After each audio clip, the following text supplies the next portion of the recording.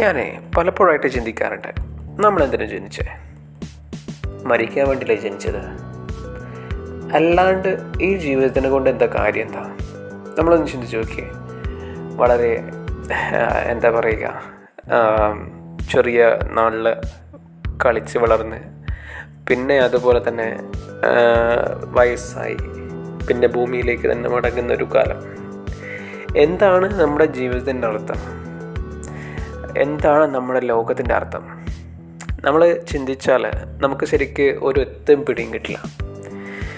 ഒന്ന് ചിന്തിച്ച് നോക്കിയാൽ നമ്മുടെ ഈ ഭൂമി മാത്രമാണോ ഈ പറയുന്ന പ്രപഞ്ചത്തിലുള്ളത്? നമ്മൾ ഈ ഒരു ഭൂമിയിൽ നിന്ന് നോക്കുമ്പോൾ തന്നെ പല വിധത്തിലുള്ള നക്ഷത്രങ്ങൾ, പല വിധത്തിലുള്ള ജീവികൾ, പല വിധത്തിലുള്ള എന്താ പറയുക, നമുക്ക് വർണ്ണിക്കാൻ പോലും സാധിക്കാത്ത വിധത്തിലുള്ള പല പല കാര്യങ്ങൾ നമ്മുടെ ലോകത്തിലുണ്ട്. നമ്മൾ ചിന്തിക്കുന്നുണ്ടാവും, നമ്മളിൽ പലരും ചിന്തിക്കുന്നുണ്ടാവും, ഈ ലോകത്ത് മനുഷ്യനെ ഏറ്റവും ബുദ്ധിയുള്ള ജീവിയായിട്ടുള്ളൂ. പക്ഷേ എനിക്കുറപ്പുണ്ട്, ഈ ലോകത്ത് മനുഷ്യൻ മാത്രമല്ല ഉള്ളത്. മനുഷ്യനെക്കാട്ടിൽ 10 മടങ്ങ് ബുദ്ധിയുള്ള വേറെ ജീവജാലങ്ങൾ ഈ പറയുന്ന ലോകത്തുണ്ട്. അത് ഭൂമിയിലാകണമെന്നില്ല. ഭൂമി പോലെ തന്നെ എന്ന് പറയാൻ പറ്റില്ല. ചിലപ്പോൾ ഭൂമിയേക്കാൾ അഡ്വാൻസ്ഡ് ആയിട്ടുള്ളൊരു ലോകം, ഒരു ലോകം എന്നല്ല, ലക്ഷക്കണക്കിന് ലോകം വേണമെങ്കിൽ ഉണ്ടാകാം. നിങ്ങളൊന്ന് ചിന്തിച്ച് നോക്കിയേ. നമ്മൾ ഇവിടെ നിന്ന് നോക്കുമ്പോൾ കോടിക്കണക്കിന് നക്ഷത്രങ്ങൾ കാണുന്നുണ്ട്. നമുക്കറിയാം നമ്മുടെ സൂര്യൻ ഒരു നക്ഷത്രമാണ്, അല്ലേ? നമ്മുടെ സൂര്യൻ ഒരു നക്ഷത്രമാണ്. അതുപോലെ കോടിക്കണക്കിന് നക്ഷത്രങ്ങൾ നമ്മൾ ആകാശത്ത് കാണുന്നുണ്ട്. അപ്പോൾ അതിൽ ഓരോ നക്ഷത്രവും ഓരോ ഗ്രഹത്തിനാണ് പ്രകാശം നൽകുന്നതെങ്കിൽ അതിൽ ജീവനുള്ള എത്ര ഗ്രഹങ്ങളുണ്ടാകും? നമുക്ക് കണ്ണുകൊണ്ടൊരു മിന്നാമിനിങ്ങിൻ്റെ വട്ടം പോലെ ഓരോ നക്ഷത്രത്തിനെയും കാണാൻ പറ്റുന്നുള്ളൂ. നമുക്ക് എന്താണെന്ന് പോലും അത് ശരിയായിട്ട് ഉറപ്പിക്കാൻ പോലും പറ്റിയിട്ടില്ല. ശാസ്ത്രം പലതും പറയുന്നുണ്ട്, എങ്കിലും നമുക്ക് 100% ഉറപ്പായിട്ട് അത് ഉറപ്പിക്കാനൊന്നും പറ്റിയിട്ടില്ല. സംഭവം ശരി തന്നെ, നക്ഷത്രമാണ്. പക്ഷേ അന്യഗ്രഹ ജീവികളുണ്ടോ, അന്യഗ്രഹ ജീവികളില്ലേ? ഇതൊന്നും ശാസ്ത്രീയമായിട്ട് എവിടെയും തെളിയിക്കപ്പെട്ടില്ല. പക്ഷേ ശാസ്ത്രീയമായിട്ട് തെളിയിക്കേണ്ട ആവശ്യമില്ല. നമുക്കറിയാം, ഇത്രയും വലിയ കണ്ണെത്താ ദൂരത്തുള്ള ഈ ഒരു ലോകത്തിൽ ഭൂമിയിൽ മാത്രമേ ജീവൻ ഉള്ളൂ എന്ന് വിശ്വസിക്കാൻ കുറച്ച് ബുദ്ധിമുട്ടുണ്ട്, അല്ലേ? കാര്യം ഭൂമിയിൽ മാത്രമേ ഈ പറയുന്ന ജീവനുള്ളെങ്കിൽ ഒരിക്കലും സാധ്യമല്ലത്. ഈ ലോകത്ത് മറ്റെന്തോ ഒരു പ്രപഞ്ചശക്തി നമ്മുടെ ലോകത്തിലുണ്ട്.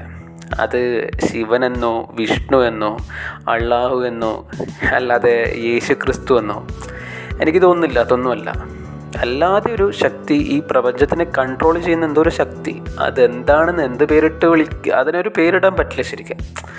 എന്തോ ഒരു കൺട്രോൾ നമുക്കുണ്ട്, നമ്മൾ കൺട്രോൾ ചെയ്യുന്നുണ്ട്. ഇനി നമ്മൾ ജനിച്ച് നമ്മൾ മരിക്കുന്നത്, നമ്മൾ എന്തിനാ ജനിക്കുന്നത്?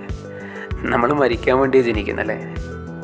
നമ്മൾ ജനിക്കുന്നത് മരിക്കാൻ വേണ്ടിയാണ്, അല്ലാണ്ട് വേറെ എന്താ കാര്യം? അതിനിടയ്ക്ക് കുറേ അടി കഴിയും, എന്താ പറയുക, മറ്റുള്ളവരോട് കുറേ വഴക്കിട്ട് എല്ലാ സ്വത്തുക്കളും എൻ്റെ ആണ്, ഇതൊക്കെ ഈ ഭൂമിയിൽ ഈ ഒരു ഏരിയ കംപ്ലീറ്റ് എൻ്റെ ആണെന്നൊക്കെ പറഞ്ഞിട്ട് ആ ഭൂമിയിലേക്ക് തന്നെ മടങ്ങുന്ന ശരിക്കുള്ളൊരു യാത്രയല്ലേ? ഭൂമിയിലുള്ള ഒരു യാത്രയാണ് നമ്മുടെ ജീവിതം എന്ന് പറയുന്നത്. ആവുന്ന കാലം എന്താ പറയുക, നല്ലപോലെ ജീവിക്കുക, അല്ലാതെ മറ്റുള്ളവരോട് വഴക്കിട്ടിട്ട് എന്താ കാര്യം? ഇപ്പം ഞാനും നിങ്ങളും വഴക്കിട്ടും, ഞാനായാലും നിങ്ങളായാലും അവസാനം എത്തിച്ചേരുന്നത് ഒറ്റ സ്ഥലത്താണ്. എവിടേക്കാ? നമ്മൾ എന്ന് ഉദ്ദേശിക്കുന്നത് ഇപ്പോൾ ഈ പറയുന്ന എൻ്റെ ശരീരം, നിങ്ങളുടെ ശരീരം, ബാക്കി അതിനുള്ള എന്തോ ഒരു പവറുണ്ട്. അതായത് നമ്മളെ കൺട്രോൾ ചെയ്യുന്നൊരു, നമ്മൾ ആത്മാവെന്നൊക്കെ വിളിക്കുന്ന ഒരു പവറുണ്ട്. ആ പവർ പിന്നെ എങ്ങോട്ടാണ് പോകുന്നതെന്ന് കണ്ടെത്താനായിരിക്കും സാധിച്ചിട്ടില്ല. നമ്മൾ പറയും ഹിന്ദു വിശ്വാസപ്രകാരം ഞാൻ ഹിന്ദുവാണ്, മീൻസ് നിങ്ങളിപ്പോൾ എന്നോട് ചോദിക്കും, നീയല്ലേ ഇപ്പോൾ പറഞ്ഞേ എന്തോ ഒരു ശക്തിയുണ്ട്, അത് ഈ വിഷ്ണു എന്ന് പറയാൻ പറ്റില്ല, ശിവൻ എന്ന് പറയാൻ പറ്റില്ല, അള്ളാഹു എന്ന് പറയാൻ പറ്റില്ല, പിന്നെ നമ്മുടെ യേശു ക്രിസ്തു എന്ന് പറയാൻ പറ്റില്ല. ബിക്കോസ് ഞാനിപ്പോൾ ഈ ജീവിക്കുന്ന ഒരു ലൈഫ് സ്റ്റൈലിൽ ഞാൻ പഠിച്ച കാര്യങ്ങളൊക്കെ വെച്ചിട്ട് എന്താ പറയുക, ഞാൻ ഫോളോ ചെയ്യുന്നതൊരു ഹിന്ദുയിസമാണ്.